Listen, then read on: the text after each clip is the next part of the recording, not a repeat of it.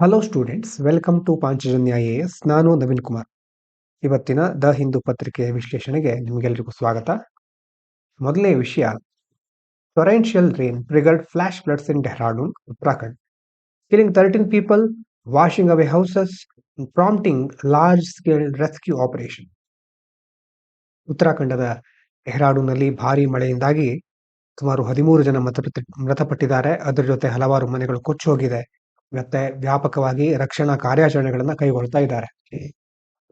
ಇದು flash floods ಅಂತಂದ್ರೇನು?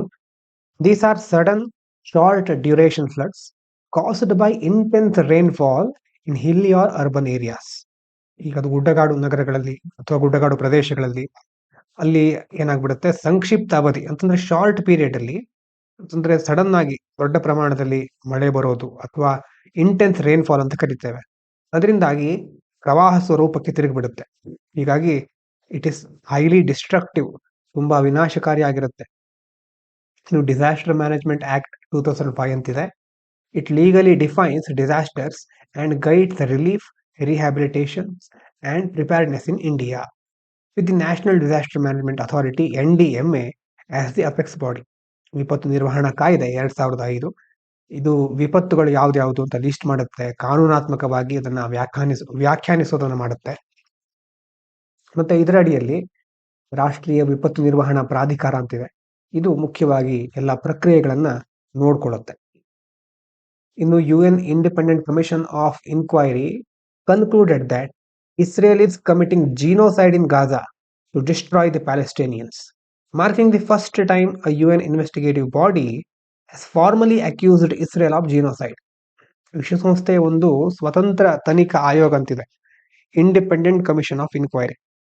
ಅದೇನು ಹೇಳ್ತಾ ಇದೆ, ಇಸ್ರೇಲ್ ಮಾಡ್ತಾ ಇದೆಯಲ್ವಾ ಇಲ್ಲಿ ಗಾಜಾದಲ್ಲಿ, ಅದೇನು ಪ್ಯಾಲೆಸ್ತೀನಿಯನ್ನ ಸಂಪೂರ್ಣವಾಗಿ ನಾಶ ಮಾಡ್ತಾ ಇದೆ, ಅಂದ್ರೆ ಇದೊಂದು ನರಮೇಧ ಅಂತ ಹೇಳ್ತಾ ಇದೆ. ವಿಶ್ವಸಂಸ್ಥೆಯ ತನಿಖಾ ಸಮಿತಿ ಒಂದು ಈ ರೀತಿ ಹೇಳಿರೋದು ಇದೇ ಮೊದಲು. ಈ ರೀತಿ ನರಮೇಧದ ಆರೋಪ ಮಾಡಿರೋದು ಇದೇ ಮೊದಲು. ಜಿನೋಸೈಡ್, ನರಮೇಧ ಒಂದು ಅದಕ್ಕೆ ಅಂತ ಒಂದು ಕನ್ವೆನ್ಷನ್ ಇತ್ತು, 1948 UN ಜಿನೋಸೈಡ್ ಕನ್ವೆನ್ಷನ್ ಅಂತ. ಆ ಕನ್ವೆನ್ಷನ್ ಪ್ರಕಾರ refers to acts committed with intent to destroy in whole or part a national, ethnic, racial or religious group. ಆ ಒಂದು ಸಮಾವೇಶದ ಪ್ರಕಾರ ಒಂದು ನಿರ್ದಿಷ್ಟ ರಾಷ್ಟ್ರೀಯ ಇರಬಹುದು,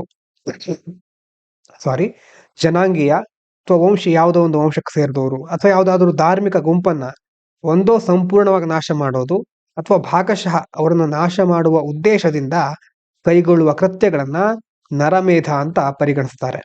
ಅದರ ಜೊತೆ the UN independent international commission of inquiry is a UN mandated body that investigates human rights violation and war crimes, though its reports do not represent official stance of UN as a whole. ಈಗ ಈ ಆಯೋಗ ಇದೆಯಲ್ವಾ, ಆಯೋಗ ಇದ್ರ ಪ್ರಕಾರ ಅದು ಏನ್ ಮಾಡುತ್ತೆ, ಮಾನವ ಹಕ್ಕುಗಳ ಉಲ್ಲಂಘನೆ ಆಗಿರೋದು ಅಥವಾ ಯುದ್ಧಕ್ಕೆ ಸಂಬಂಧಪಟ್ಟ ಅಪರಾಧಗಳನ್ನ ತನಿಖೆ ಮಾಡೋದು, ಇದೆಲ್ಲ ಮಾಡೋದು ಮುಖ್ಯವಾಗಿ ಇದನ್ನ ನಿಯೋಜಿಸಲ್ಪಟ್ಟಿರುವುದು ವಿಶ್ವಸಂಸ್ಥೆಯಿಂದ. ಆದ್ರೆ ಈ ಮೇಲ್ಗಡೆ ನೋಡಿ, UN independent commission of inquiry ಅಂತ ಸ್ವತಂತ್ರ ತನಿಖಾ ಆಯೋಗ ವಿಶ್ವಸಂಸ್ಥೆ ಹೌದು ಇದು. ಆದ್ರೆ ಇದು ಹೇಳಿದ ಮಾತ್ರಕ್ಕೆ ಇದು ವಿಶ್ವಸಂಸ್ಥೆಯ ನಿಲುವು ಅಂತ ಹೇಳಲಿಕ್ಕೆ ಆಗೋದಿಲ್ಲ. ಇದರ ವರದಿ ಅಷ್ಟೇ ಇದು. ಈ ವರದಿಯ ಪ್ರಕಾರ ಅದನ್ನ ಪ್ರಕಟಿಸುವ ಅಧಿಕಾರ ಇರುತ್ತೆ, ಆದ್ರೆ ಇದು ವಿಶ್ವಸಂಸ್ಥೆಯ ಅಧಿಕೃತ ನಿಲುವು ಅಂತ ಪರಿಗಣಿಸೋದಿಲ್ಲ. ಇನ್ನು supreme court is hearing pleas challenging anti-religious conversion or freedom of religion law enacted by multiple states, questioning who decides if a conversion is deceitful or fraudulent. ಡಿಸೈಟ್ಫುಲ್ ಅಥವಾ ಫ್ರಾಡುಲೆಂಟ್ ಏನ್ ಹೇಳ್ತಾ ಇದ್ದಾರೆ ಅಂತಂದ್ರೆ, ಸರ್ವೋಚ್ಚ ನ್ಯಾಯಾಲಯ ಇದೆ ನಮ್ದು ಸುಪ್ರೀಂ ಕೋರ್ಟ್, ಅದರಲ್ಲಿ ಹಲವಾರು ಜನ ಅರ್ಜಿಗಳನ್ನು ಸಲ್ಲಿಸ್ತಾ ಇದ್ದಾರೆ. ಅದರಲ್ಲೂ ಯಾವ್ದಕ್ಕೆ ಸಂಬಂಧಪಟ್ಟಿದ್ದು ಅಂತಂದ್ರೆ ಮತಾಂತರ ನಿಷೇಧ, ಮತಾಂತರ ವಿರೋಧಿ ಅಥವಾ ಧಾರ್ಮಿಕ ಸ್ವಾತಂತ್ರ್ಯಕ್ಕೆ ಸಂಬಂಧಪಟ್ಟಂತಹ ಕಾಯ್ದೆಗಳು ಬರ್ತಾ ಇದೆ ಕೆಲವು ರಾಜ್ಯಗಳಲ್ಲಿ. ಆ ಕಾಯ್ದೆಗಳಿಗೆ ಸಂಬಂಧಪಟ್ಟ ಹಾಗೆ ಅರ್ಜಿಗಳನ್ನು ಸಲ್ಲಿಸಿದ್ರು. ಈಗ ಮತಾಂತರ ಬಲವಂತದಿಂದ ಆಗಿದೆಯಾ ಅಥವಾ ಮೋಸದಿಂದ ಮಾಡಿದಾರ ಅಂತ ನಿರ್ಧರಿಸೋರು ಯಾರು ಅನ್ನೋದು ಇಲ್ಲಿರುವ ಚರ್ಚೆ. ಆರ್ಟಿಕಲ್ 25 ಏನ್ ಹೇಳುತ್ತೆ ಇಂಡಿಯನ್ ಕಾನ್ಸ್ಟಿಟ್ಯೂಷನ್ ಅಲ್ಲಿ, it guarantees the right to freedom of conscience and freely profess, practice and propagate religion subject to public order, morality and health. ಇದರ ಪ್ರಕಾರ ಆರ್ಟಿಕಲ್ 25 ಪ್ರಕಾರ ಪೊಲಿಟಿಯಲ್ಲಿ ಡೀಟೇಲ್ ಆಗಿ ನೋಡ್ತೀರಿ ನೀವು. ಅಲ್ಲಿ ವ್ಯಕ್ತಿಗೆ ತನ್ನ ಆತ್ಮಸಾಕ್ಷಿಗೆ ತಕ್ಕ ಹಾಗೆ ಅವನಿಗೆ ಬೇಕಾದ ಧರ್ಮವನ್ನ ಅನುಸರಿಸಲಿಕ್ಕೆ, ಆಚರಿಸಲಿಕ್ಕೆ, ಪ್ರಚಾರ ಮಾಡಲಿಕ್ಕೆ ಅವಕಾಶ ಇದೆ. ಆದ್ರೆ ಅದರಿಂದ ಸಾರ್ವಜನಿಕ ಸುವ್ಯವಸ್ಥೆಗೆ ಹಾನಿ ಆಗಬಾರದು, ನೈತಿಕತೆ, ಆರೋಗ್ಯ ಇದು ಯಾವುದಕ್ಕೂ ಧಕ್ಕೆ ಆಗಬಾರದು. ಇದು ಎಲ್ಲದರ ಪರಿಧಿಯಲ್ಲಿ ಇರಬೇಕು. ಇನ್ನು anti conversion or freedom of religion acts ಉದಾಹರಣೆಗೆ ಬಂದಿರೋದು ಇದು ಉತ್ತರ ಪ್ರದೇಶ, ಮಧ್ಯಪ್ರದೇಶ ಮತ್ತೆ ಗುಜರಾತ್. ಏನ್ ಹೇಳ್ತಾರೆ ಅಂತಂದ್ರೆ, criminalise conversion by force, allurement or fraud, sparking debates on personal liberty versus state regulation. Uttar Pradesh, Madhya Pradesh, Gujarat ಅಂತ ಕೆಲವು ರಾಜ್ಯಗಳಲ್ಲಿ ಈ ರಾಜ್ಯಗಳಲ್ಲಿ ಮತಾಂತರ ವಿರೋಧಿ ಕಾಯ್ದೆಗಳು ಏನ್ ಹೇಳುತ್ತೆ ಅಂತಂದ್ರೆ, ಈಗ ಬಲವಂತದಿಂದ ಯಾವ್ದಾದ್ರು ಆಮಿಷವನ್ನು ನೀಡಿ ವಂಚನೆಯ ಮೂಲಕ ಮತಾಂತರ ನಡೆದ್ರೆ ಅದು ಅಪರಾಧ ಅಂತ ಹೇಳುತ್ತವೆ. ಈಗ ಕೆಲವು ಅರ್ಜಿದಾರರು, ರಾಜ್ಯ ಸರ್ಕಾರಗಳ ನಡುವೆ ವೈಯಕ್ತಿಕ ಸ್ವಾತಂತ್ರ್ಯ ಮತ್ತೆ ಸರ್ಕಾರದ ನಿಯಂತ್ರಣ, ಜನರು ತಮಗೆ ಬೇಕಾದ ರೀತಿ ಚಾಯ್ಸ್ ಮಾಡ್ಕೊಂಡಿರಬಹುದು, ಅದನ್ನ ಸಹ ಸರ್ಕಾರ ಮುಂದುವರ್ಸ್ಕೊಂಡು ಹೋಗ್ಲಿಕ್ಕೆ ಬಿಡ್ತಾ ಇಲ್ಲ. ಹಾಗಾಗಿ ತಮ್ಮ ವೈಯಕ್ತಿಕ ಸ್ವಾತಂತ್ರ್ಯಕ್ಕೆ ಧಕ್ಕೆ ಬರ್ತಾ ಇದೆ, ಸರ್ಕಾರ ಅತಿಯಾಗಿ ನಿಯಂತ್ರಣವನ್ನ ಹೇರ್ತಾ ಇದೆ ಅಂತ ಕೆಲವರು ಚರ್ಚೆ ಮಾಡ್ತಾ ಇದ್ದಾರೆ. ಅದರ ಬಗ್ಗೆ ವಾಗ್ವಾದಗಳು ನಡೀತಾ ಇದೆ. The government of India is finalizing a list of 100 heavily imported items that can be manufactured domestically to reduce import dependence and strengthen local industry. ಅಂತಂದ್ರೆ ಏನ್ ಹೇಳ್ತಾ ಇದ್ದಾರೆ, ನಮ್ಮ ದೇಶದಲ್ಲಿ ನಾವು ಜಾಸ್ತಿ ಆಮದು ಮಾಡ್ಕೊಳ್ತೀವಲ್ವಾ, ಅಂತಹ ಆಮದು ಮಾಡ್ಕೊಳ್ಳೋ ವಸ್ತುಗಳು ಮತ್ತೆ ಅದನ್ನ ನಮ್ಮ ದೇಶದಲ್ಲೇ ಒಂದ್ ವೇಳೆ ಸ್ಥಳೀಯ ಕೈಗಾರಿಕೆಗಳನ್ನ ಉಪಯೋಗಿಸ್ಕೊಂಡು ಒಂದ್ ವೇಳೆ ಉತ್ಪಾದಿಸ್ಲಿಕ್ಕೆ ಸಾಧ್ಯ ಆಗತ್ತೆ ಅಂತಂದ್ರೆ ಅದನ್ನ ದೇಶೀಯವಾಗಿ ಉತ್ಪಾದಿಸೋಣ. ಸುಮಾರು 100 ಅಂತಹ ವಸ್ತುಗಳ ಪಟ್ಟಿಯನ್ನ ಸಿದ್ಧಪಡಿಸ್ತಾ ಇದ್ದಾರೆ. ಇದಕ್ಕೆ ಏನಂತ ಇಂಪೋರ್ಟ್ ಸಬ್ಸ್ಟಿಟ್ಯೂಷನ್ ಅಂತ ಹೇಳ್ತಾರೆ. ಅದು ಅಂತಂದ್ರೆ ಏನು, replacing foreign goods with locally produced alternatives. ಎಷ್ಟು ದಿನ ಆಮದು ಮಾಡ್ಕೊಳ್ತಾ ಇದ್ದೀವಲ್ವಾ, ಅದನ್ನ ಆ ವಿದೇಶಿ ಸರಕುಗಳ ಬದಲಿಗೆ ಸ್ಥಳೀಯವಾಗಿ ಉತ್ಪಾದಿಸಿದ ವಸ್ತುಗಳನ್ನ, ಪರ್ಯಾಯ ವ್ಯವಸ್ಥೆಗಳನ್ನ ಬಳಸೋದು. ಹಿಸ್ಟೋರಿಕಲಿ ಲಿಂಕ್ಡ್ ಟು ಇಂಡಿಯಾ ಸ್ವದೇಶಿ ಮೂವ್ಮೆಂಟ್, ಸ್ವಾತಂತ್ರ್ಯ ಹೋರಾಟ ಹಿಂದಿನ ಶತಮಾನದಲ್ಲಿ ನಿಮಗೆ ನೆನಪಿರಬಹುದು, ಸ್ವದೇಶಿ ಮೂವ್ಮೆಂಟ್ ಆಗಿರೋದು ಮಾಡರ್ನ್ ಹಿಸ್ಟ್ರಿಯಲ್ಲಿ ಓದ್ತೀರಿ, ಅಲ್ಲೂ ಸಹ ಲಿಂಕ್ ಆಗುತ್ತೆ ಇದು. And now revived to cut trade deficit and enhance economic security. ಒಂದು ಟ್ರೇಡ್ ಡೆಫಿಸಿಟ್, ವ್ಯಾಪಾರ ಕೊರತೆಯನ್ನ ತಗ್ಗಿಸಬೇಕು, ಅದರ ಜೊತೆ ನಮ್ಮ ಆರ್ಥಿಕ ಭದ್ರತೆ ಹೆಚ್ಚಿಸಬೇಕು ಅಂತ ಮತ್ತೆ ಈಗ ಸ್ವದೇಶಿ ಚಳುವಳಿಯ ರೀತಿಯಲ್ಲಿ ಮುಂದೆ ನಮ್ಮ ದೇಶೀಯ ವಸ್ತುಗಳನ್ನ ಬಳಸಲಿಕ್ಕೆ ಮುಂದಾಗ್ತಾ ಇದ್ದಾರೆ.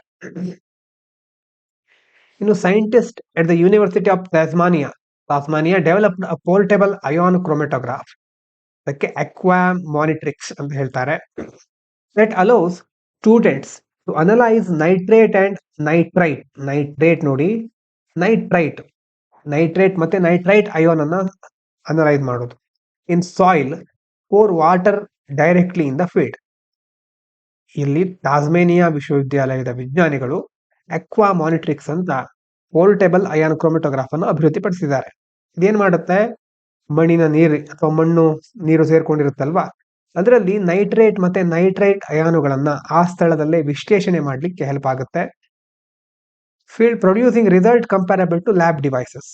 ಅಂತಂದ್ರೆ ಪ್ರಯೋಗಾಲಯದಲ್ಲಿ ನಾವು ಏನ್ ಪಡ್ಕೊಳ್ತಿದ್ದೀವಲ್ವಾ ಅಂತಂದ್ರೆ ಆ ರಿಸಲ್ಟ್ ಅನ್ನ ನಾವು ಆ ಸ್ಥಳದಲ್ಲೇ ಪಡ್ಕೊಳ್ಬಹುದು, ಪ್ರಯೋಗಾಲಯಕ್ಕೆ ಮತ್ತೆ ಹೋಗ್ಬೇಕಾದ ಅವಶ್ಯಕತೆ ಇರೋದಿಲ್ಲ. ಇನ್ನು ಅಯಾನ್ ಕ್ರೋಮೆಟೋಗ್ರಫಿ ಅಂತಂದ್ರೆ it is a method of separating and measuring ions in a solution, widely used in environmental studies to detect pollutants like nitrates, nitrites and ammonia water and soil. ಒಂದು ದ್ರಾವಣ, ಸೊಲ್ಯೂಷನ್ ಅಂತ ಕರಿತೇವೆ, ದ್ರಾವಣದಲ್ಲಿ ಅಯಾನುಗಳನ್ನ ಬೇರ್ಪಡಿಸೋದು, ಅಳಿಯೋದು, ಅದಕ್ಕೋಸ್ಕರ use ಮಾಡುವಂತಹ ವಿಧಾನ ion ಕ್ರೋಮೆಟೋಗ್ರಫಿ. ಅದರಲ್ಲೂ ಮುಖ್ಯವಾಗಿ ಇಲ್ಲಿ ಪರಿಸರ ಅಧ್ಯಯನ, ಈಗ ಬೇರೆ ಬೇರೆ ಸ್ಟಡಿಗಳಲ್ಲಿ, ಎನ್ವೈರನ್ಮೆಂಟಲ್ ಸ್ಟಡೀಸ್ಗಳಲ್ಲಿ ನೀರು ಮತ್ತು ಮಣ್ಣಿನಲ್ಲಿ ನೈಟ್ರೈಟು, ಅಮೋನಿಯಾದಂತಹ ಕೆಲವು ಮಾಲಿನ್ಯಕಾರಕಗಳಿರುತ್ತೆ, ಪೊಲ್ಯೂಟೆಂಟ್ಸ್ ಅಂತ ಕರೀತೇವೆ. ಅದನ್ನ ಪತ್ತೆ ಹಚ್ಚಲಿಕ್ಕೆ ಈ ಅಯಾನ್ ಕ್ರೋಮೆಟೋಗ್ರಫಿಯನ್ನು ಬಳಸ್ತಾರೆ. ಇನ್ನು nitrate and nitrite ions R harmful pollutants that contaminate soil and ground water at high levels. ಏನ್ ಮಾಡ್ತವೆ ಇವು, ನೈಟ್ರೇಟ್ ಮತ್ತೆ ನೈಟ್ರೈಟ್ ಅಯಾನುಗಳು ಜಾಸ್ತಿ ದೊಡ್ಡ ಪ್ರಮಾಣದಲ್ಲಿ ಮಣ್ಣು ಮತ್ತೆ ಅಂತರ್ಜಲವನ್ನ ಕಲುಷಿತಗೊಳಿಸುತ್ತವೆ, ಅದರ ಜೊತೆ ಪರಿಸರಕ್ಕೆ ಹಾನಿ ಉಂಟು ಮಾಡುತ್ತೆ, causing ecological damage and health issues such as blue baby syndrome. ಅದಕ್ಕೆ ಮಿಥೆಮೋಗ್ಲೋಬಿನೇಮಿಯಾ ಅಂತ ಸಹ ಕರೀತಾರೆ.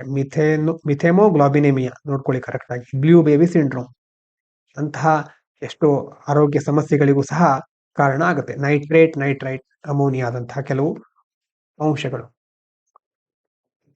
ಕ್ವಶನ್ ನೋಡಿ ಇವತ್ತಿಂದು. With reference to the constitutional and statutory debates on religious conversion in India, consider the following statement. Article 25 of the Constitution explicitly permits state to regulate religious conversion even if they are carried out voluntarily. ಮೊದಲನೇ statement. State level freedom of religion acts criminalize conversion carried out by force, allurement, fraud. ಮೂರನೇದು, right to propagate religion under article 25 subject to restrictions relating to public order, morality and health. ಹಾಗೆ ಯಾವ್ಯಾವ statement correct ಇದರಲ್ಲಿ? ನೋಡಿ, which of the above ಅಂತ ಕೇಳಿದ್ದಾರೆ. ಎಷ್ಟು ದಿನ how many ಅಂತ ಇತ್ತು, ಇದು ಬೇರೆ, ಹೌ ಮೆನಿ ಅನ್ನೋದು ಬೇರೆ. How many, which of the ಅಂತ ಕೇಳಿದ್ರೆ ಯಾವ್ದು. ಇಲ್ಲಿ ನೀವು ಯಾವ್ದು ಅಂತ ಅದರ ನಂಬರ್ ನೋಡ್ಬೇಕಾಗುತ್ತೆ. 1 and 2 ನ, 2 and 3 ನ, 1 and 3 ನ, 1 2 3 ನ. ಇಲ್ಲಿ ಸರಿಯಾದ ಉತ್ತರ 2 and 3. ಯಾಕಂತಂದ್ರೆ ಮೊದಲನೇದಿತ್ತಲ್ವಾ article 25, it's allows propagation but not forced conversion. So statement 1 is incorrect. Forced conversion ಅನ್ನ ಫಾಲೋ ಮಾಡಲ್ಲ. ಇನ್ನು statement 1 is incorrect. State act regulate forced fraudulent conversion, regulate ಮಾಡುತ್ತವೆ. ಆರ್ಟಿಕಲ್ 25 ಇಂಡೀಡ್ ಸಬ್ಜೆಕ್ಟ್ ಅಲ್ವಾ, ಅದು ಪಬ್ಲಿಕ್ ಆರ್ಡರ್, ಮೊರಾಲಿಟಿ ಮತ್ತೆ health ಗೆ ಸಂಬಂಧಪಟ್ಟ ಹಾಗೆ ಅದನ್ನು ಕನ್ಸಿಡರ್ ಮಾಡಬೇಕಾಗುತ್ತೆ. ಇನ್ನು ಮುಂದಿನ ಪ್ರಶ್ನೆ ನೋಡಿ. With reference to aqua monitrix, consider the following statement. It enables analysis of nitrate and nitrite ions in soil pore water directly in the field. Produces results that are comparable to conventional laboratory ion chromatographs. It is designed exclusively for detecting ammonia ions in groundwater pollution studies. Exclusively ಅನ್ನೋದು ಒಂಥರ extreme word. ಅದು ಅಂಥದ್ದು ಬಂದಾಗ ಸ್ವಲ್ಪ ಎಚ್ಚರಿಕೆಯಿಂದ ಇರಬೇಕಾಗುತ್ತೆ. ಇಲ್ಲಿ statement 1 and 2 only. ಇಲ್ಲಿ ನೋಡಿ, ಹೌ ಮೆನಿ ಅಂತಿದೆ. ಹೌ ಮೆನಿ ಅನ್ನೋದು ಬೇರೆ, ವಿಚ್ ಆಫ್ ದಿ ಅಬೋವ್ ಅಂತ ಕೇಳೋದು ಬೇರೆ. ವಿಚ್ ಆಫ್ ದಿ ಅಬೋವ್ ಇದು ಮೇಲೆ, ಇದು ಬೇರೆ, ಈ ಹೌ ಮೆನಿ ಅನ್ನೋದು ಬೇರೆ. ಹಾಗಾಗಿ ಸರಿಯಾಗಿ ನೋಡ್ಕೋಬೇಕು. ಹೌ ಮೆನಿ, ಎಷ್ಟು ಸ್ಟೇಟ್ಮೆಂಟ್ಗಳು ಕರೆಕ್ಟ್ ಅಂತ ಕೇಳ್ತಾ ಇದ್ದಾರೆ. ಇಲ್ಲಿ ಬಿ, ಇಂಥ ಹೌ ಮೆನಿ ಅಂತ ಕೇಳಿದಾಗ ನಿಮ್ಗೆ ಮೂರೂದರ ಬಗ್ಗೆ ಜ್ಞಾನ ಇರಬೇಕಾಗತ್ತೆ. ಮೂರು ಇದರಲ್ಲಿ ಎಷ್ಟು ಕರೆಕ್ಟ್ ಅಂತ ಗೊತ್ತಿರಬೇಕು ಅಂತಂದ್ರೆ 3 ಸರಿ ಇದೆಯಾ ಅಂತ ಗೊತ್ತಿರಬೇಕು. ಹಾಗಾಗಿ ಇದರಲ್ಲಿ ಸ್ಟೇಟ್ಮೆಂಟ್ 1 and 2 ಓನ್ಲಿ, 1 ಮತ್ತೆ 2ನೇದು ಮಾತ್ರ ಕರೆಕ್ಟ್. ನೋಡಿ, ಯಾಕಂತಂದ್ರೆ aqua monitrix is used for nitrate ಮತ್ತು nitrite analysis in the field with result comparable to lab devices. 1ನೇದು 2ನೇದು correct. But it is not exclusively for ammonia detection. Exclusively ಅಂತಂದ್ರೆ ಅಮೋನಿಯಾಕ್ ಮಾತ್ರ ಅಂತ, ಅಮೋನಿಯಾ ಡಿಟೆಕ್ಷನ್ ಮಾತ್ರ ಬಳಸೋದು, ಹಾಗಲ್ಲ. ಹಾಗಾಗಿ 3ನೇ ಸ್ಟೇಟ್ಮೆಂಟ್ ರಾಂಗ್. ಇನ್ನು ಆರ್ಟಿಕಲ್ ನೋಡೋಣ. ಒಂದು 2 ಆರ್ಟಿಕಲ್ ಇದೆ ಟೋಟಲ್ ಆಗಿ. ಮೊದಲನೇದು judicial experimentalism versus right to justice. Context ನೋಡಿ, ಸೆಕ್ಷನ್ 498A IPC ಅಥವಾ ಹೀಗೆ ಭಾರತೀಯ ನ್ಯಾಯ ಸಂಹಿತೆ ಇದೆ, ಅದರ ಸೆಕ್ಷನ್ 85 ಏನ್ ಹೇಳುತ್ತೆ? Punishes cruelty against women in marriage. ಮದುವೆಯಾದ ಮಹಿಳೆಯ ಮೇಲಾಗುವ ಕ್ರುಯಲ್ಟಿ, ಕೆಲವೊಂದು ಸಾರಿ ಬೇರೆ ಬೇರೆ ಕಾರಣಗಳಿಗೆ ವರದಕ್ಷಿಣೆ ಅಥವಾ ಅಂತಂದ್ರೆ ಮ್ಯಾರಿಟಲ್ ರೇಪ್ ಅಂತ ಇರುತ್ತೆ. ಹೀಗೆ ಹಲವಾರು ಕಾರಣಗಳಿಗೆ ಮದುವೆಯಾದ ಮಹಿಳೆಯ ಮೇಲಾಗುವ ಹಿಂಸಾಚಾರವನ್ನ ಪನಿಷ್ ಮಾಡುತ್ತೆ, ಅದಕ್ಕೆ ಶಿಕ್ಷೆಯನ್ನು ವಿಧಿಸುತ್ತೆ. Courts have long feared misuse of 498A. ಯಾಕಂತಂದ್ರೆ ಕೋರ್ಟ್ ಏನ್ ಹೇಳ್ತಾ ಇದೆ, ಆದ್ರೆ ಕೆಲವೊಂದ್ ಸಾರಿ 498A ಅನ್ನ ಮಿಸ್ಯೂಸ್ ಮಾಡ್ಕೊಳ್ತಾ ಇದ್ದಾರೆ. ಫಾಲ್ಸ್ ಕಂಪ್ಲೇಂಟ್ಗಳು, ಸುಳ್ಳು ಕಂಪ್ಲೇಂಟ್ ಕೊಡೋದು, ಅನ್ನೆಸೆಸರಿ ಅರೆಸ್ಟ್ ಮಾಡೋದು.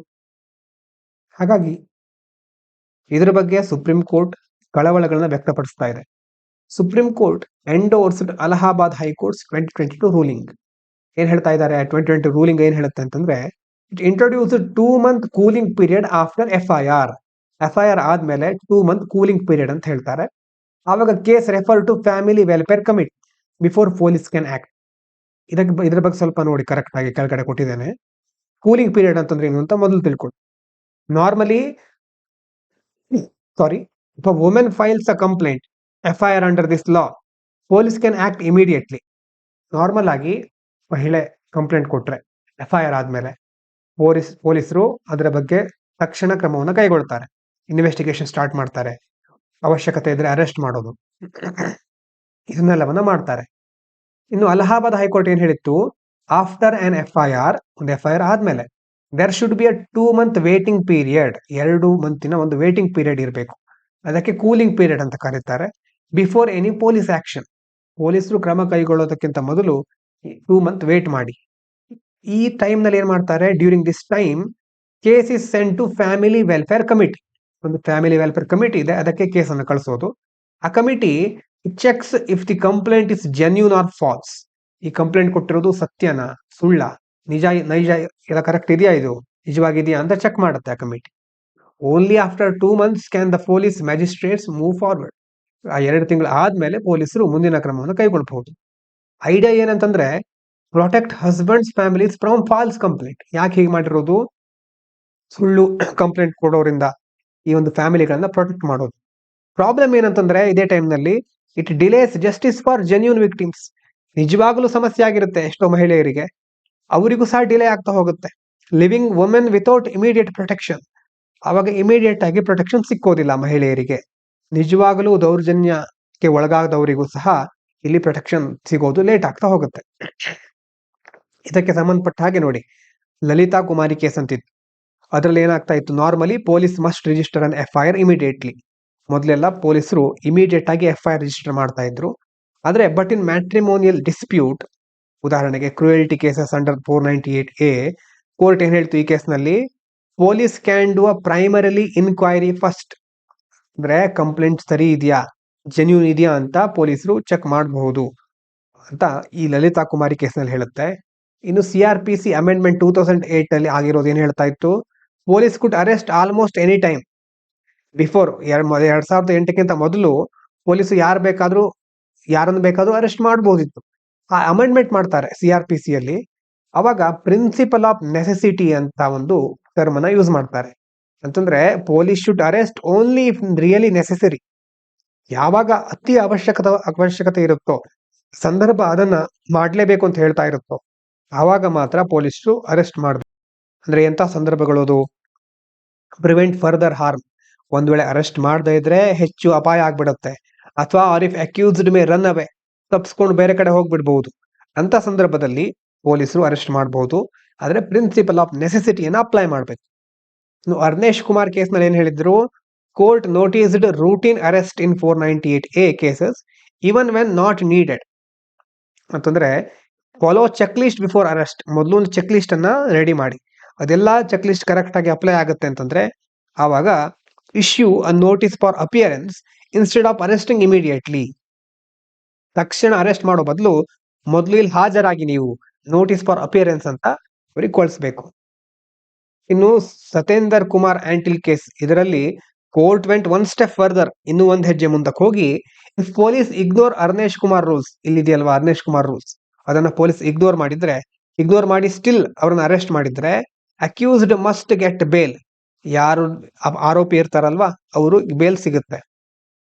NCRB ಡೇಟಾ ಪ್ರಕಾರ ನೋಡಿ, ಕಂಪ್ಲೇಂಟ್ಸ್ ಫೈಲ್ ಆಗಿರೋದು ಏರಿಕೆ ಆಗಿದೆ. ಮೊದಲು 1.13 ಲ್ಯಾಕ್ ಇತ್ತು, ಈಗ 1.40 ಲ್ಯಾಕ್ ಆಗ್ತಾ ಇದೆ. ಅರೆಸ್ಟ್ ಡಿಕ್ರೀಸ್ ಆಗಿದೆ, 1.87 ಲ್ಯಾಕ್ ಇರೋದು ಈಗ 1.45 ಲ್ಯಾಕ್. ಅಂತಂದ್ರೆ ಕಂಪ್ಲೇಂಟ್ ಜಾಸ್ತಿ ಆಗ್ತಾ ಹೋಗ್ತಿದೆ, ಅರೆಸ್ಟ್ ಮಾಡೋದು ಕಡಿಮೆ ಆಗಿದೆ.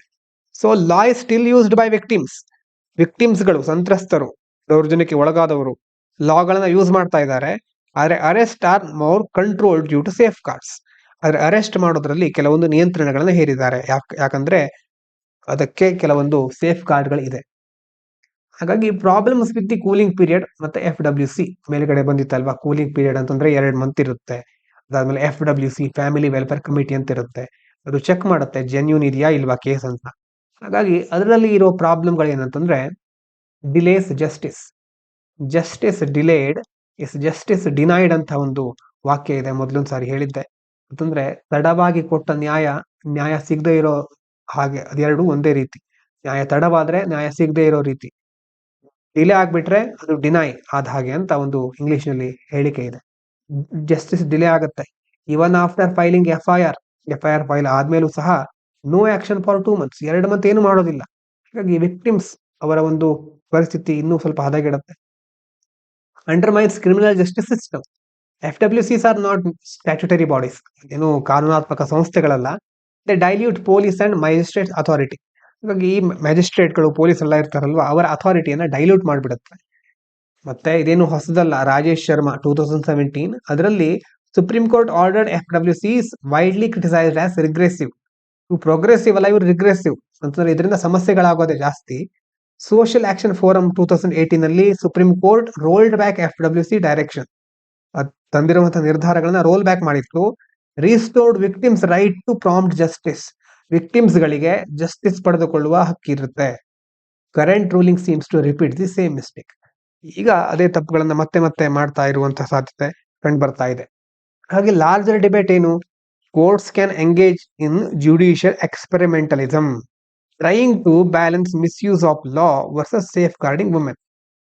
ಅಲ್ವಾ? ಜುಡಿಷಿಯಲ್ ಎಕ್ಸ್ಪೆರಿಮೆಂಟಲಿಸಮ್ ಒಂದ್ ಕಡೆ ಬ್ಯಾಲೆನ್ಸ್ ಮಾಡ್ತಾ ಇದ್ದಾವೆ ಯಾವ್ದನ್ನ, ಲಾ ಮಿಸ್ಯೂಸ್ ಆಗೋದನ್ನ, ಇನ್ನೊಂದ್ ಕಡೆ women safe guard.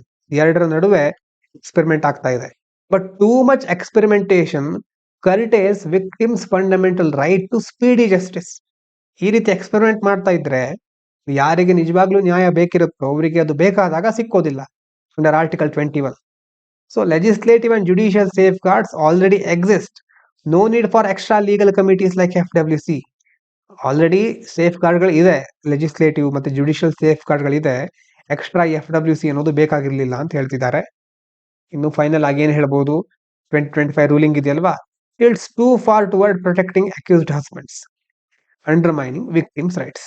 Husband right ಗಳಾಯ್ತು, ವಿಕ್ಟಿಮ್ಸ್ ರೈಟ್ ಗಳನ್ನ ಅಂಡರ್ಮೈನ್ ಮಾಡುತ್ತೆ.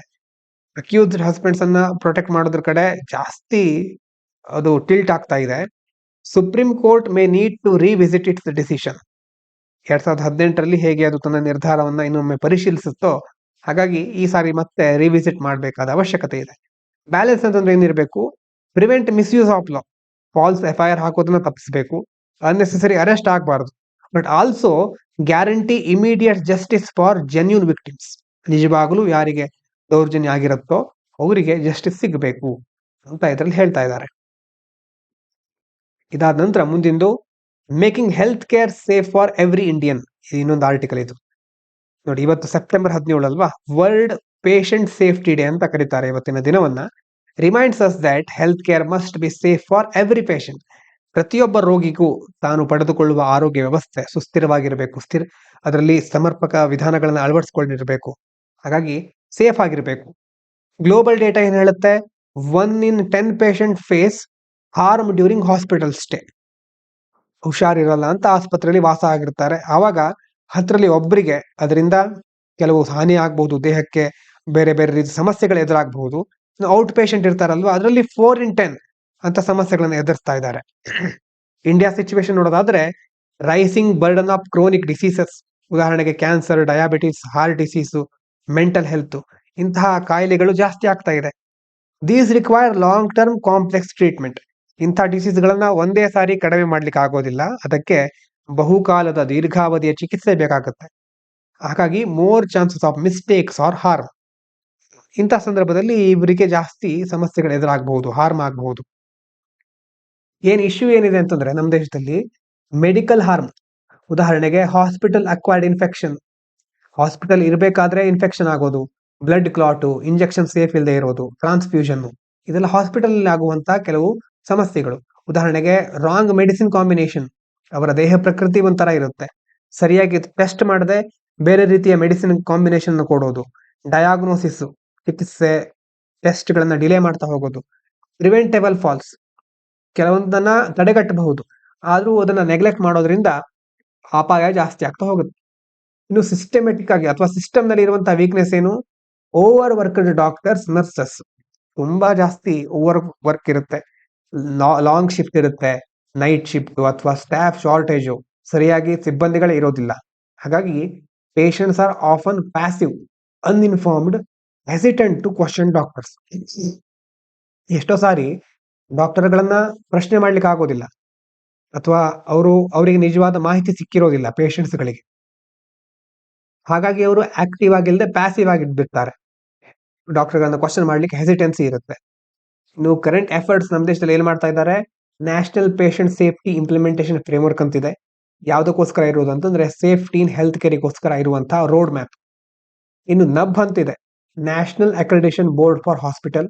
ಇದೇನ್ ಮಾಡುತ್ತೆ, audits hospital for infection control, patient rights, medication safety. ಈ ಆಡಿಟ್ ಅಂತಂದ್ರೆ ಪರಿಶೀಲನೆ ಮಾಡೋದು, ಹಾಸ್ಪಿಟಲ್ ಅಲ್ಲಿ ಇನ್ಫೆಕ್ಷನ್ ಕಂಟ್ರೋಲ್ ಮಾಡ್ತಾ ಇದ್ದಾರಾ, ಪೇಷಂಟ್ ರೈಟ್ಗಳು ಸರಿಯಾಗಿ ಅವರಿಗೆ ಸಿಗ್ತಾ ಇದೆಯಾ, ಮೆಡಿಕೇಶನ್ ಸೇಫ್ಟಿ ಆಗಿದೆಯಾ. But only less than 5% hospital fully accredited. Accreditation ಅಂತಂದ್ರೆ ಅವರಿಗೆ ಒಂಥರ, ಈಗ ನ್ಯಾಕ್ ಅಂತಿದೆ, ನ್ಯಾಕ್ ಗ್ರೇಡ್ ಅಂತ ಕೊಡ್ತಾರೆ, A++ ಅಂತೆಲ್ಲ ಇರುತ್ತಲ್ವಾ, ಆ ರೀತಿ ಅಕ್ರೆಡಿಟೇಷನ್ ಅಂತ ಇರುತ್ತೆ. ಆದ್ರೆ ನಮ್ಮ ದೇಶದಲ್ಲಿ 5%ಗಿಂತ ಕಡಿಮೆ ಹಾಸ್ಪಿಟಲ್ಗೆ ಮಾತ್ರ ಇಂತಹ ಅಕ್ರೆಡಿಟೇಷನ್ ಸಿಕ್ಕಿರೋದು. ಪ್ರೊಫೆಷನಲ್ ನೆಟ್ವರ್ಕ್ ನೋಡಿ, ಸೊಸೈಟಿ ಆಫ್ ಫಾರ್ಮಾಕೋವಿಜಿಲೆನ್ಸ್ ಅಂತಂದ್ರೆ monitors or report drug side effects. Professional network ಇರುತ್ತೆ, ಅದು ಏನ್ ಮಾಡುತ್ತೆ, ಈ ಡ್ರಗ್ ಸೈಡ್ ಎಫೆಕ್ಟ್ ಅನ್ನ ಮಾನಿಟರ್ ಮಾಡೋದು, ರಿಪೋರ್ಟ್ ಅದ್ರ ಬಗ್ಗೆ ಇರೋದು. ಸಿವಿಲ್ ಸೊಸೈಟಿ ನೋಡೋದಾದ್ರೆ ಪೇಷಂಟ್ ಸೇಫ್ಟಿ ಆಕ್ಸೆಸ್ ಇನಿಷಿಯೇಟಿವ್, ಅದಕ್ಕೆ ಸಂಬಂಧಪಟ್ಟಾಗೆ ಎಫರ್ಟ್ಸ್ ಏನ್ ಹಾಕಿದ್ದಾರೆ ಅಂತಂದ್ರೆ, ಇದ್ರ ಪ್ರಕಾರ ಸ್ಟ್ರೆಂಥನ್ ಮೆಡಿಕಲ್ ಡಿವೈಸ್ ರೆಗ್ಯುಲೇಷನ್. ಯಾವ್ದು ದೊಡ್ಡ ದೊಡ್ಡ ಆಸ್ಪತ್ರೆಗಳೆಲ್ಲ ದೊಡ್ಡ ದೊಡ್ಡ ಲ್ಯಾಬೋರೇಟರಿ ಡಿವೈಸ್ಗಳೆಲ್ಲ ಇರುತ್ತೆ, ಅದನ್ನ ಯಾವ ರೀತಿ ನಿರ್ವಹಿಸೋದು, ನಿಯಂತ್ರಿಸೋದು ಅನ್ನೋದ್ರ ಬಗ್ಗೆ ಇರುವಂತದ್ದು. Patients for patient safety foundation, patients for patient safety foundation outreach to 14 lakh households, equips 1100 hospitals and 52,000 professionals. ಅಂದ್ರೆ ಇಷ್ಟು ಜನರಿಗೆ ಅದನ್ನು ತಲುಪಿಸ್ತಾ ಇದೆ. ಪೇಷಂಟ್ಗಳ ಸೇಫ್ಟಿ ಬಗ್ಗೆ ಕಾಳಜಿ ಮೂಡಿಸೋದು, ಹಾಸ್ಪಿಟಲ್ಗಳು ಪ್ರೊಫೆಷನಲ್ಗಳನ್ನ ಒಗ್ಗೂಡಿಸೋದು, ಎಲ್ಲರನ್ನ ಸಹ ಒಗ್ಗೂಡಿಸಿ ಇರುವ ಸಮಸ್ಯೆಗಳನ್ನು ನಿವಾರಿಸೋದು. ಯಾವ ಫೌಂಡೇಶನ್ ಇದು? Patients for patient safety foundation. ಸಮಸ್ಯೆ ಇರೋದಿಲ್ಲಿ ಇನ್ನು ಕೆಲವು ಚಾಲೆಂಜಸ್ ಅಂತಂದ್ರೆ, ಪಾಲಿಸಿ ವರ್ಸಸ್ ಪ್ರಾಕ್ಟೀಸ್ ಗ್ಯಾಪ್. ಇದು ತುಂಬಾ ಕಡೆ ನಾವು ನೋಡ್ತೇವೆ. ಫ್ರೇಮ್ವರ್ಕ್ಗಳಿದೆ, ಆದ್ರೆ ಇಂಪ್ಲಿಮೆಂಟೇಷನ್ ಇಲ್ಲ, ಅಕ್ರೆಡಿಟೇಷನ್ ಇಲ್ಲ. ಮೊದಲೇ ಹೇಳಿದ್ದೇವೆ, most hospital don't meet safety standards. ಸುರಕ್ಷತಾ ಮಾನದಂಡಗಳನ್ನ ಎಷ್ಟು ಹಾಸ್ಪಿಟಲ್ಗಳು ಆರೋಗ್ಯ ವ್ಯವಸ್ಥೆಗಳಲ್ಲಿ ಪಾಲನೆ ಮಾಡೋದೇ ಇಲ್ಲ. ಇನ್ನು ಕಲ್ಚರಲ್ ಗ್ಯಾಪ್ ಇದೆ, provides are overburdened. Providers ಇರ್ತಾರಲ್ವಾ, ಅವರು ಓವರ್ ಬರ್ಡನ್ ಆಗಿಬಿಟ್ಟಿದ್ದಾರೆ. ಪೇಷಂಟ್ ರಿಮೇನ್ ಅನ್ಇನ್ಫಾರ್ಮ್ಡ್, ಪೇಷಂಟ್ಸು ಅವರಿಗೆ ಯಾವುದೇ ಮಾಹಿತಿ ಇರೋದಿಲ್ಲ. ಇನ್ನು ಶೇರ್ಡ್ ರೆಸ್ಪಾನ್ಸಿಬಿಲಿಟಿ ಮಿಸ್ಸಿಂಗ್. ಉದಾಹರಣೆಗೆ families, media, corporates, tech innovators are not fully engaged. Health ಅನ್ನೋದು ಕೇವಲ ಒಂದು ಆರೋಗ್ಯ ವ್ಯವಸ್ಥೆಗೆ ಸೀಮಿತ ಆಗಿರೋದಲ್ಲ, ಅದರಲ್ಲಿ ಮನೆಯ ಕೌಟುಂಬಿಕ ವ್ಯವಸ್ಥೆಯಿಂದ ಹಿಡಿದು ಮಾಧ್ಯಮಗಳು, ಕಾರ್ಪೊರೇಟ್ ಕಂಪನಿಗಳು, ಟೆಕ್ನಾಲಜಿ ಇನೋವೇಷನ್, ಇದೆಲ್ಲ ಸಹ ಅದರಲ್ಲಿ ಪಾಲ್ಗೊಳ್ಳುತ್ತೆ, ಅದರ ಒಂದು ಭಾಗ ಆಗಿರುತ್ತೆ. ಆದ್ರೆ ಬೇರೆ ಬೇರೆ ಅಂಶಗಳು ಸರಿಯಾಗಿ ಇಲ್ಲಿ ಭಾಗವಹಿಸ್ತಾ ಇಲ್ಲ, ಅವರ ಭಾಗವಹಿಸುವಿಕೆ ಕಡಿಮೆ ಇದೆ. ಹಾಗಾದ್ರೆ ಏನ್ ಮಾಡ್ಬೇಕು? ಪೇಷಂಟ್ಗಳಿಗೆ ಎಂಪವರ್ಮೆಂಟ್ ಅಂತಂದ್ರೆ ಅವರ ಸಬಲೀಕರಣಗೊಳಿಸೋದು, ಇನ್ಫಾರ್ಮೇಶನ್ ಕೊಡೋದು, ಡಾಕ್ಟರ್ ಹತ್ರ ಕ್ವಶನ್ ಕೇಳಿ, encourage them to ask question, ಮತ್ತೆ ರೆಕಾರ್ಡ್ ಅನ್ನ ಮೇಂಟೈನ್ ಮಾಡಿ. ಅಂತಂದ್ರೆ ಮೊದಲಿಂದ ತೆಗೆದುಕೊಂಡಿರುವಂತಹ ಯಾವ್ಯಾವ ಔಷಧಿ ತೆಗೆದುಕೊಂಡಿದ್ರಿ, ಯಾವ ಮಾತ್ರೆ ಸೇವಿಸ್ತಾ ಇದ್ದೀರಿ, ಆ ರೆಕಾರ್ಡ್ ಕೀಪ್ ಮಾಡೋದು. ರಿಪೋರ್ಟ್ ಡ್ರಗ್ ರಿಯಾಕ್ಷನ್, ಕೆಲವೊಬ್ಬರಿಗೆ ಸೈಡ್ ಎಫೆಕ್ಟ್ ಆಗ್ತಾ ಇರುತ್ತೆ ಅಥವಾ ಬೇರೆ ಬೇರೆ ರಿಯಾಕ್ಷನ್ ಆಗ್ತಾ ಇರುತ್ತೆ, ಅದನ್ನ ತಿಳಿಸ್ಲಿಕ್ಕೆ ಮುಂದಾಗೋದಿಲ್ಲ. ಮತ್ತೆ ಅವಾಯ್ಡ್ ಸೆಲ್ಫ್ ಮೆಡಿಕೇಶನ್. ಎಷ್ಟೋ ಸಾರಿ ನಾವೇ ಗೂಗಲ್ ಅಲ್ಲಿ ನೋಡಿ, ಇದು ಒಳ್ಳೇದಿರಬಹುದು ಮೆಡಿಸಿನ್ ಅಂತ ನಾವೇ ತೆಗೆದುಕೊಂಡು ಬಿಡ್ತೇವೆ. ಹಾಗಾಗಿ ಅದು ಮಾಡದೆ ಸೆಲ್ಫ್ ಮೆಡಿಕೇಶನ್ ಅವಾಯ್ಡ್ ಮಾಡಬೇಕು. ಇಂಟಿಗ್ರೇಟ್ ಸೇಫ್ಟಿ ಇನ್ ಎಜುಕೇಶನ್ ಅಲ್ವಾ, ಮೆಡಿಕಲ್ ಮತ್ತೆ ನರ್ಸಿಂಗ್ ಕೋರ್ಸ್ಗಳು ಹೇಗಿರ್ಬೇಕಂತಂದ್ರೆ ಸೇಫ್ಟಿಯನ್ನ ಮೊದಲ ಆದ್ಯತೆಯಾಗಿ ಮಾಡಿಕೊಂಡು ಮುಂದಿನ ಎಲ್ಲ ಅಂಶಗಳನ್ನ ಪಾಲಿಸಬೇಕು. Adopt global models. WHO global patient safety action plan ಅಂತಿದೆ, ಇದರ ಪ್ರಕಾರ ಏನೇನು ಒಳ್ಳೆ ಅಂಶಗಳಿರುತ್ತೋ ಅದನ್ನ ನಾವು ಅಡಾಪ್ಟ್ ಮಾಡ್ಕೋಬೇಕು. Patient advisory councils PAC to include patient voices in hospital decision. Hospital ಅಂತಂದ್ಮೇಲೆ ಅದರ ಮುಖ್ಯವಾಗಿ ಅದಕ್ಕೆ ಒಂದು ಮೂಲಭೂತ ಅಂಶಗಳಂತಂದ್ರೆ ಬೇರೆ ಬೇರೆ ಪೇಷಂಟ್ಗಳ ಕಾಳಜಿ ಮಾಡೋದೇ ಹಾಸ್ಪಿಟಲ್ನ ಜವಾಬ್ದಾರಿ. ಹಾಗಾಗಿ ಯಾವುದೇ ನಿರ್ಧಾರಗಳನ್ನು ತೆಗೆದುಕೊಳ್ಬೇಕಾದ್ರೆ ಅಲ್ಲಿ ಆ ರೋಗಿಗಳನ್ನ ಸಹ ಅವರ ಒಂದು ಅನಿಸಿಕೆಯನ್ನು ಸಹ ಪರಿಗಣಿಸಬೇಕು. ಟೆಕ್ನಾಲಜಿ ಯೂಸ್ ಮಾಡಬೇಕು. Tools to flag harmful drug interaction to improve coordination ಅಲ್ವಾ, ಹಾರ್ಮ್ಫುಲ್ ಡ್ರಗ್ ಇಂಟರಾಕ್ಷನ್ ಆಗದೆ ಇರೋ ರೀತಿ ಅದನ್ನ ಚೆಕ್ ಮಾಡೋದ್ರ ಬಗ್ಗೆ ಅಥವಾ ಕೋಆರ್ಡಿನೇಷನ್ ಇಂಪ್ರೂವ್ ಮಾಡೋದ್ರ ಬಗ್ಗೆ ಟೆಕ್ನಾಲಜಿ ಯೂಸ್ ಮಾಡೋದು. ಇದ್ರ ಜೊತೆ ಬೇರೆ ಬೇರೆ ಸ್ಟೇಕ್ ಹೋಲ್ಡರ್, ಕೇವಲ ಆಸ್ಪತ್ರೆಗಳು ಮಾತ್ರ ಅಲ್ಲ, government, hospital, civil society, corporate, media, family, ಹೀಗೆ ಯಾವ ಪಾಲುದಾರರು ಇರ್ತಾರೋ, ಸ್ಟೇಕ್ ಹೋಲ್ಡರ್ಸ್ ಇರ್ತಾರೋ, ಎಲ್ಲರ ಒಂದು ಒಳಗೊಳ್ಳುವಿಕೆ ಇರಬಹುದು, ಅವರನ್ನ ನಾವು ಕನ್ಸಿಡರ್ ಮಾಡೋದಿರ್ಬೋದು, ಕನ್ಸಲ್ಟೇಷನ್, ಅವರ ಪರಿಗಣನೆ ತೆಗೆದುಕೊಂಡು ನಾವು ಮುಂದಿನ ನಿರ್ಧಾರವನ್ನ ಕೈಗೊಳ್ಳಬೇಕು ಅಂತ ಈ ಆರ್ಟಿಕಲ್ ಅಲ್ಲಿ ಹೇಳ್ತಾ ಇದ್ದಾರೆ. ಇವಿಷ್ಟು ಇವತ್ತಿನ ಮುಖ್ಯವಾದ ವಿಚಾರಗಳು. ಎಲ್ಲರಿಗೂ ಧನ್ಯವಾದಗಳು. ಇದು ಪಾಂಚಜನ್ಯ IAS.